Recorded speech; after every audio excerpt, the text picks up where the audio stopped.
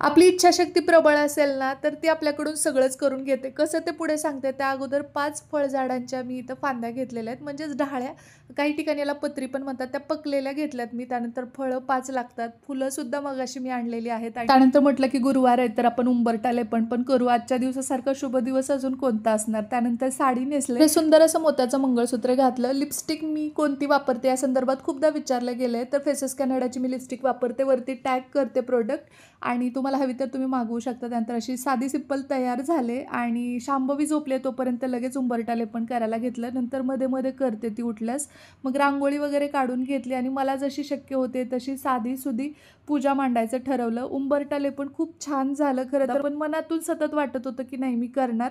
घरात सगळेच म्हणत होते की नाही, आणि लहान आहे शांभवी, ती पूजा ठेवणार नाही, ती नाही झोपली तर कशाला उगीच, नकोच करूस तू, उपवास पण नको करू. पण म्हटलं की नाही, मला करायचंच आहे. आणि आई लक्ष्मीच्या मनात असेल ना, तर ती आपल्याकडून सगळं अगदी सागर संगीत छान व्यवस्थित करून घेते. खरं तर मला असं वाटलं होतं की मी पूजा करेन, पण इतकी छान पूजा होईल असं वाटलं नव्हतं. आणि विशेष म्हणजे मला पोथी वाचायला थोडासा वेळ लागणार होता आणि तेवढ्या वेळात शांभवी झोपल्यामुळे मी छानपैकी साता उत्तराची कहाणी सुफळ संपूर्ण करू शकले. आणि त्यानंतर देवीला नैवेद्य अर्पण केला. आरती वगैरे झाल्यानंतरचं जे काही घरातलं वातावरण होतं, बापरे. आणि श्री मी कहाणी वाचत असताना माझ्या साईडला बसला होता, सो खूप प्रसन्न वाटत होतं. तेवढ्यात हे पण आले, त्यांना पण आरती घेता आली. शांभवी एवढी छोटी असताना सुद्धा अशी संपन्न झाली माझ्या पहिल्या मार्गशीर्ष गुरुवारची ही पूजा. सकाळी उठल्यापासून मनातून एवढंच होतं की नाही, मला काही झालं तर पूजा करायची. आणि नेमकं आरती वगैरे झाल्यानंतर शांभवी उठली प्रसाद घ्यायला. तिने तो प्रसाद खाल्ला सुद्धा, आईला सुद्धा प्रसाद दिला. चला भेटूया, बाय.